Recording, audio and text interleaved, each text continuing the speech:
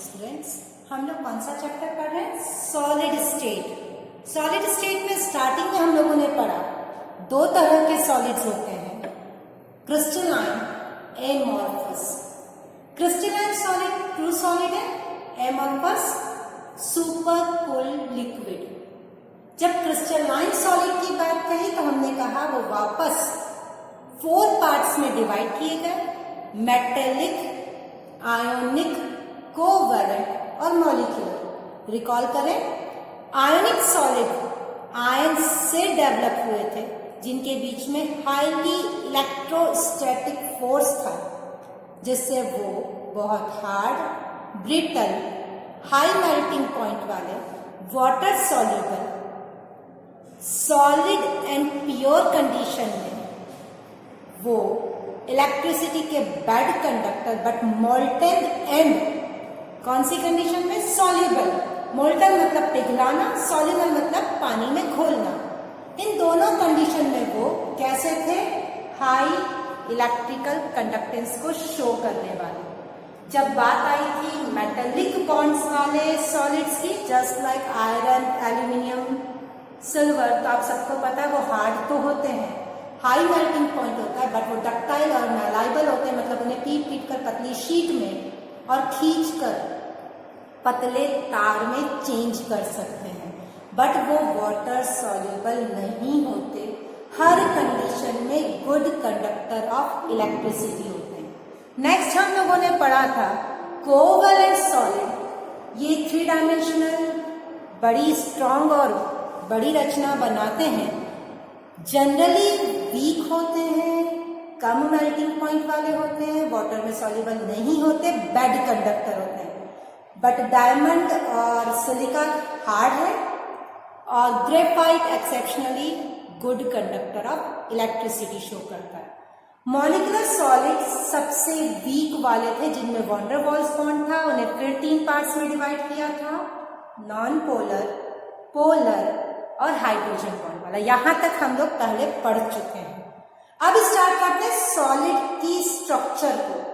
Solid का वो सबसे छोटा यूनिट जो बार बार रिपीट होता है, it's known as a unit cell. Smallest 3 dimensional structure which repeated in whole the crystalline lattice is known as unit cell. अब what is crystalline lattice? अब इसको समझाने के लिए कहूं कि अगर हमारे पास एक खुला मैदान है जिसमें हम लोगों ने खूब सारे ब्लैक और व्हाइट स्टूल को जमाया है, चूंकि वो क्रिस्टलाइन सॉलिड है तो ब्लैक और व्हाइट की व्यवस्था, जो अरेंजमेंट है, पूरी जगह पर सेम होगी। अगर आपने दिमाग में रखा है 2 ब्लैक 2 व्हाइट, तो लेफ्ट टू राइट चलते हुए भी वो 2 ब्लैक व्हाइट रहेंगे, और जो लाइन बनाओगे उसमें भी 2 ब्लैक 2 व्हाइट। पूरी total arrangement is known as crystalline lattice. और वो सबसे छोटा पोर्शन जो 3 डायमेंशन में रिपीट होगा, मतलब 2 ब्लैक और 2 व्हाइट का जो ग्रुप है जो बार बार रिपीट हो रहा है, it's known as a unit cell. जैसे अगर आप एक लाइन में A B A B A B A B लिख रहे हैं और 100 बार लिखा है, तो ये पूरा 100 का स्ट्रक्चर तो हो गया क्रिस्टलाइन लैटिस। और A B smallest portion which is repeated in whole the crystalline lattice is known as unit cell. Solid में यूनिट सेल्स को पढ़ाने के लिए बेसिक 7 क्रिस्टल सिस्टम है। इन 7 क्रिस्टल सिस्टम को समझाऊं तो पहले आपको ये लिख रखा है, जैसे यहाँ ए बराबर बी बराबर C. What is A B C and what is alpha beta gamma, ये बताओ। फर्स्ट जो क्यूब लिखा है, तो आपके सामने ये क्यूब है। इस क्यूब से स्टार्ट करूं समझाना कि what is face, what is corner, what is edge, इन सब चीजों को समझाने के लिए कि जब भी कोई 3 डायमेंशनल स्ट्रक्चर होता है तो आप सब जने जानते हो एल, बी और एच, लेंथ, ब्रेथ और हाइट के हिसाब से उसे 3 डायमेंशनल कहते हैं। यहां पर इस क्यूब की खासियत, इसकी तीनों एजेस इक्वल है। अगर इसे मैं ए मानूं, इसे बी मानूं, और ये जो जा रही है इधर C, here is A equals to B equals to C। शायद सभी लोग ए बी सी अब समझ गए होंगे किसी भी 3 डायमेंशन स्टेज में जो एजेस हैं, ये एजेस है, टोटल 12 एजेस होते हैं, उनको 3 में लेंथ में, ब्रेथ में और हाइट में बांटा जाता है। 12 एजेस कैसे गिनो?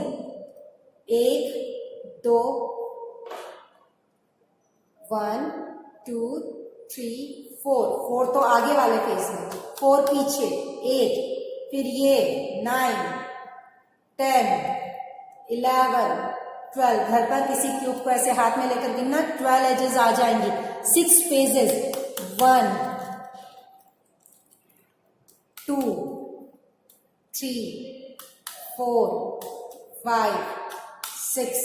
इसमें 6 एजेस हैं। अगर गिनना चाहो तो ये ऑरेंज वाला 1, येलो वाला 2 3 4, सबको अच्छे से पता है 5 और 6।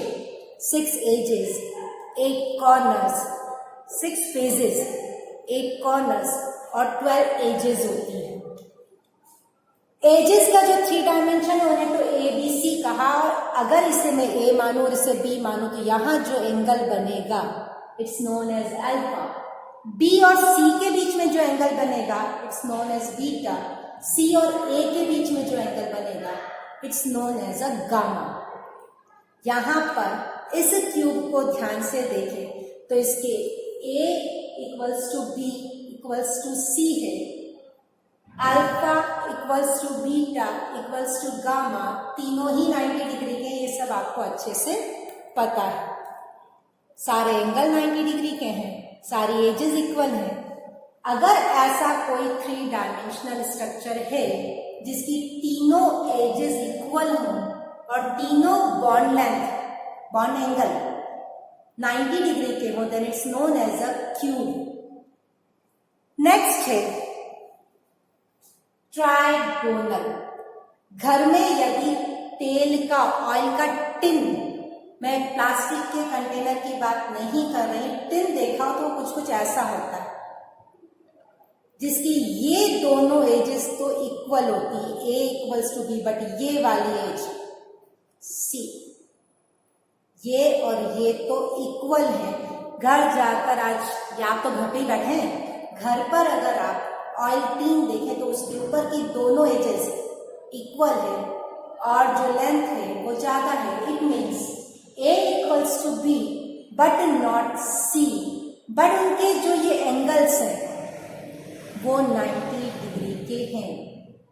बिल्कुल सीधा का सीधा है, इसीलिए कितने डिग्री के हैं? 90 डिग्री के। तीसरा है ऑर्थोरोम्बिक, दिस वन। अब इसकी ये साइड अलग है, ये अलग है, और ये बिल्कुल छोटी, ये थोड़ी बड़ी और ये और बड़ी। Here is A not equals to B not equals to C। तीनों एजेस इक्वल नहीं है बट एंगल तो, अगर आप देख रहे हो तो सब कितने हैं? 90 डिग्री के। अगर इस एंगल को भी देखें तो 90, इस एंगल को देखें तो 90। इसका सबसे अच्छा एग्जाम्पल ये डस्टर भी है। इस डस्टर से कहूं मैं, ये जो एंगल बन रहा है, ये जो एंगल बन रहा है, इसे मैं अगर अल्फा नाम दूं, इसे अगर मैं बीटा नाम दूं और इसे अगर मैं गामा नाम दूं, A B C alpha beta gamma, यहां पर A is not equals to B, not equals to C, but alpha equals to beta equals to gamma is 90 degree. इन तीन के एग्जाम्पल तो हमें बहुत आसानी से मिल जाते हैं अपने आसपास। अब बात आती है इन सब की। सबसे पहले आपको नाम याद करना है। तो आप फर्स्ट डे ये लाइन से 7 नाम याद करेंगे। Cube, tetragonal, orthorhombic, monoclinic, hexagonal, rhombohedral, triclinic. इसी सीरीज में याद करेंगे। जब 6-7 बार आपको लिखना याद हो जाए तो नेक्स्ट डे ये वाली लाइन याद करेंगे। A equals to B equals to C. Second, A is equal to B but not C. A is not B not C. अगर आप ध्यान से देखें तो थर्ड, फोर्थ और सिक्स्थ, थर्ड, फोर्थ और सिक्स्थ में तीनों एजेस इक्वल नहीं है। A is not B equals to not equals to सी।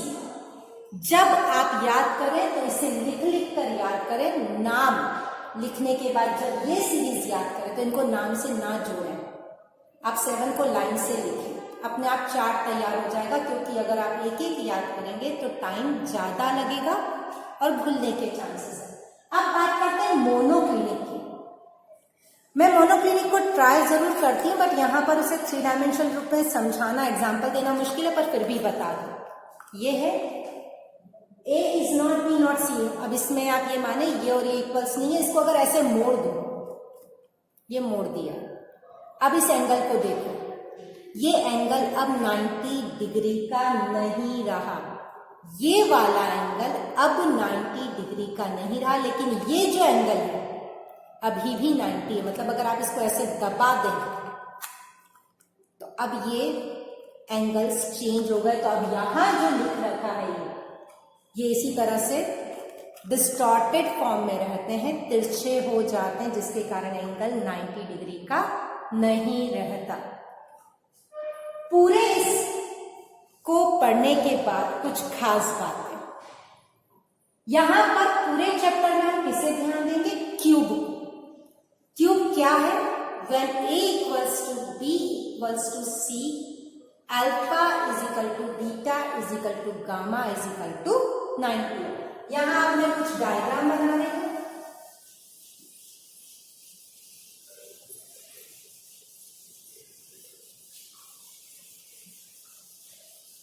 हम पढ़ेंगे क्यूब। क्यूब के फिर 3 यूनिट सेल्स हैं। उन 3 यूनिट सेल को आज मैं समझाऊंगी। क्यूब कितने यूनिट सेल्स के रूप में माना जाता है? 3। तो ये मैंने बनाया क्यूब।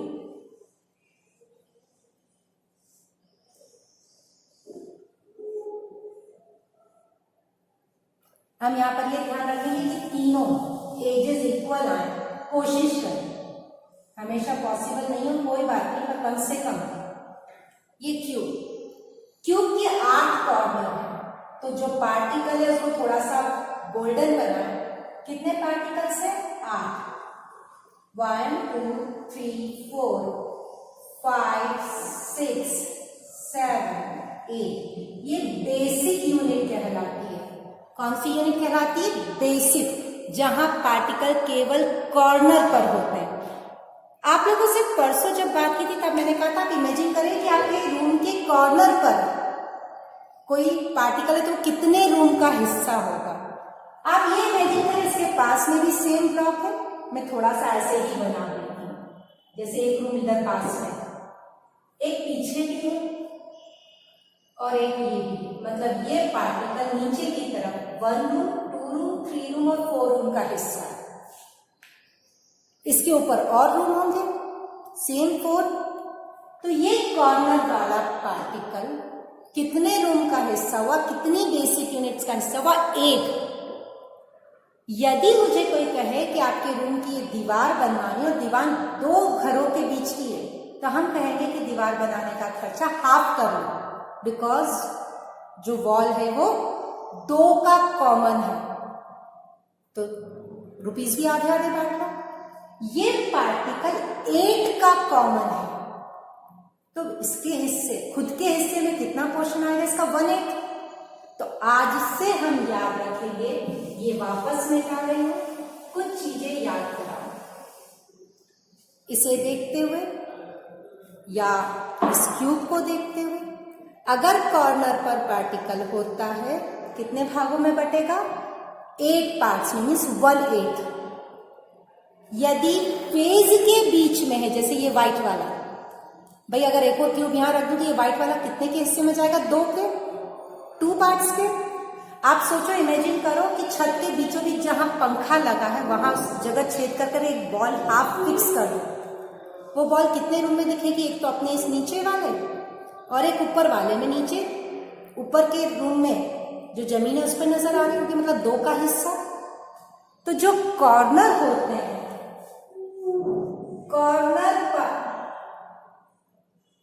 कॉर्नर पार्टिकल्स का कितना हिस्सा निकाला जाता है? 1/8। फेस का, अब काउंट करने की। पार्टिकल्स कैसे काउंट करते हैं, तो पार्टिकल है किस जगह पर उस क्यूब में वो देखना है। क्यूब में क्या क्या हो सकता है, कॉर्नर हो सकते हैं। यदि कॉर्नर पर पार्टिकल है तो क्योंकि वो 8 क्यूब उसमें बट रहा है तो उस क्यूब के हिस्से में आएगा 1/8। यदि मेरी दीवार 2 घरों में बट रही है तो मेरे हिस्से में हाफ। आप मान के चले आपके इस रूम में 6 दीवार है, ऐसे तो 4 दीवारें होती, पर 6 कैसे कह रही हो, छत को भी दीवार मान रहे हो और जमीन को भी। और हर दीवार यदि 2-2 रूम में कॉमन हो रही हो तो दिखने के लिए तो 6 दीवारें हैं, पर आपके हिस्से कितने आएगी, सबकी हाफ, मीन 6 इंटू हाफ। इसका मतलब आपके पास कितनी दीवारें, 3। ऐसे काउंट करना है। इमेजिन करो कॉर्नर पर बॉल लगी है, क्योंकि उस कॉर्नर पर जो बॉल लगी वो 8 रूम में 8 रूम्स में हिस्सा हो रहा है। ये मैंने बनाया। सिंपल क्यूब में केवल कॉर्नर पर पार्टिकल्स होते हैं, तो कितने कॉर्नर है, 1 2 3 4 5 6 7 8, और दिखने के लिए वो 8 पार्टिकल्स है, पर हर पार्टिकल्स का कितना हिस्सा इसके पास है, 1/8। तो 8 का 1/8, 8 इंटू 1/8 मीन्स 1। तो अगर कोई पूछता है सिंपल क्यूब में नंबर ऑफ पार्टिकल्स कितने हैं, how many particles in simple cube, तो आंसर 8 नहीं होगा, कितना होगा, 1।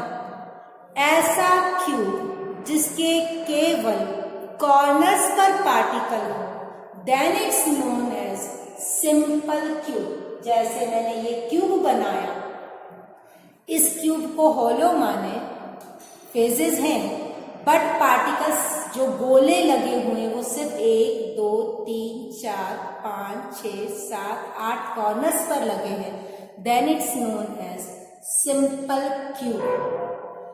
यदि किसी क्यूब में पार्टिकल्स कॉर्नर्स पर तो लगे ही हैं, एक बात ध्यान रखना, कॉर्नर्स पर पार्टिकल बनाना मस्ट है। जब आपसे डायग्राम पूछा जाता है कि बॉडी सेंटर क्यूब का डायग्राम बनाए, तो आप बॉडी के बीचों बीच पार्टिकल तो बना देते हैं ये वाला, बट 8 कॉर्नर्स पर पार्टिकल बनाना भूल जाते हैं, जिससे नंबर 0 हो जाता है। आदत बनाएं कि किसी भी प्रकार के क्यूब का आपसे डायग्राम पूछा गया है, चाहे वो सिंपल क्यूब हो, बॉडी सेंटर हो, फेज सेंटर, आपको 8 जो कॉर्नर्स है उन पर उनके डॉट्स बनाने हैं। क्यूब के जो 3 क्लासिफिकेशन हमारे कोर्स में है वो है 3, कौन सा, सबसे पहले simple cube, when the particles are at only the corners then the cube is known as simple cube. Number of particles is 1 because 8 एक कॉर्नर, और सबका कितना हिस्सा निकाला है, 1/8, तो टोटल नंबर ऑफ पार्टिकल कितने हो गए, 1। यदि कॉर्नर के साथ साथ बॉडी के बीचों बीच, मतलब आपके रूम में जो एक तो कॉर्नर पे लगे और एक बीच में बॉल रखी जाए, बीच की जो बॉल है, क्योंकि वो किसी भी रूम का हिस्सा नहीं, पूरा के पूरा मेरा ही है, तो कैसे पार्टिकल काउंट करेंगे, 8 पार्टिकल्स एट कॉर्नर, 8 का कितना हिस्सा होगा, 1/8, कितना हो गया, 1। और जो बीचों बीच पार्टिकल है वो तो पूरा के पूरा उस बॉडी का ही है, खुद का है, तो 1 पार्टिकल एट सेंटर, पूरा के पूरा मेरा, ये 1 प्लस 1, तो BCC में नंबर ऑफ पार्टिकल्स हो गए 2। अब तीसरा है फेज सेंटर क्यूब। इसमें भी वापस वही कॉर्नर्स पर तो है ही, आप अपने रूम की कल्पना करें, रूम के 8 कॉर्नर्स पर बॉल लगी और एक एक बॉल, ये जो बीच की जगह है जहां पंखा लगा है वहां फोड़ कर लगा दी, तो अगर पंखा की दीवार फोड़ के आप लगा देते हो तो आधी बॉल इस रूम में और आधी ऊपर वाले रूम में, मतलब 6 दीवारें। वापस 6 दीवारें किसको बोला है अपन ने, 4 तो दीवार, एक नीचे की जमीन और एक छत, सबको बीच में से बॉल अगर अटैच कर दी जाए तो हर दीवार पर लगी बॉल 2 रूम का हिस्सा होगी। ये वाली बॉल 1 2 3, 4। चूंकि 3 डायमेंशनल स्ट्रक्चर है तो ये वाली बॉल पीछे वाले फेस की और ये वाली आगे की, मतलब अगर ये क्यूब है तो एक बॉल यहाँ लगी है और एक चूंकि पीछे लगी, तो पीछे वाली अब मैं ड्रॉ तो नहीं कर सकती, तो इस तरीके से डॉट लगाए जाते हैं। पार्टिकल्स गिनेंगे, 8 तो कॉर्नर पर है तो उनका 1/8 निकाला 1। फेज में 6 है और हर का हिस्सा हाफ है तो 6 इंटू हाफ करा, कितना हो गया 3। टोटल पार्टिकल्स के नंबर कितने हो गए 4। आज जो हमने पढ़ा उसको फिर थोड़ा सा रिवाइज करें। सबसे पहले तो किसी भी 3 डायमेंशनल स्ट्रक्चर्स को अगर हम यहाँ देख रहे हैं सॉलिड केस में, तो टोटल 6 पैरामीटर्स होते हैं। 6 पैरामीटर में से 3 तो एजेस होती हैं ए, बी और सी, और 3 एंगल्स होते हैं अल्फा, बीटा और गामा।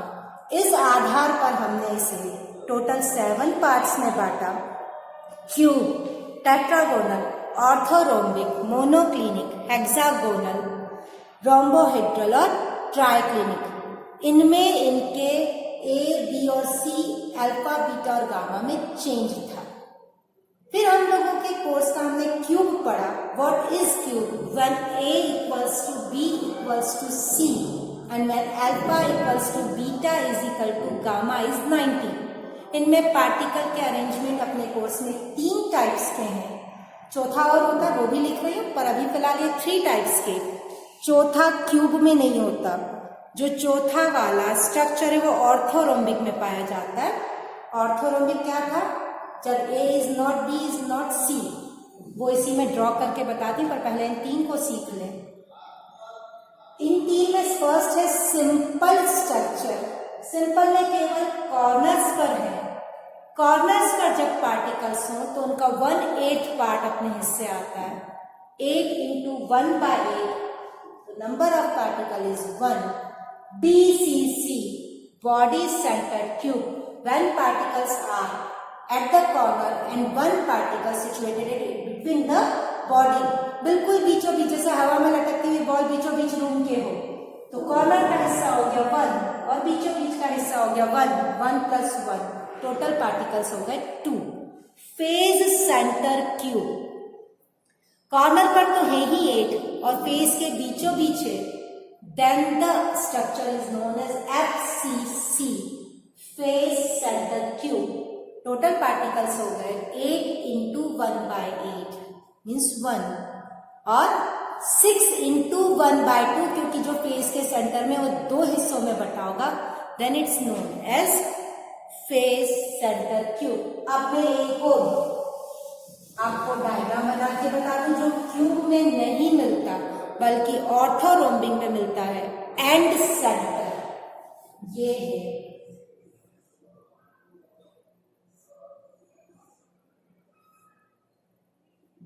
ये तीनों एजेस इक्वल नहीं है, बनने में लगभग से 8 तो कॉर्नर्स होंगे ही।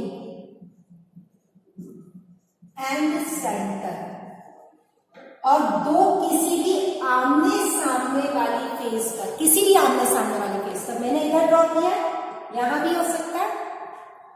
आमने सामने वाली फेस के सेंटर में हो तो इसका पार्टिकल हो जाएगा 1/8 और 2 ही फेस पर है, इनका हाफ, टोटल हो गया 2। आपको एक डायग्राम बना के दे रही हूं, मुझे उसमें आप पार्टिकल्स गिनकर बताएंगे। पार्टिकल्स कैसे गिनने हैं तो ये चीज ध्यान रखनी है आपको।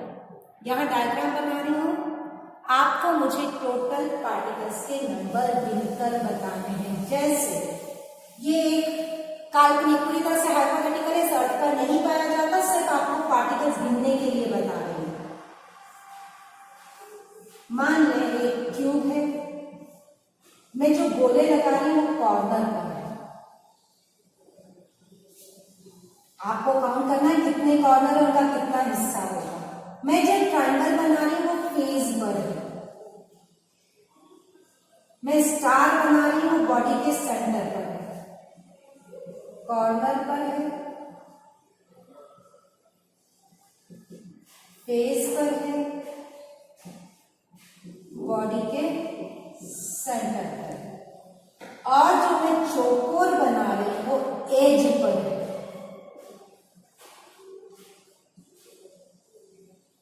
अब आपको गिनना है।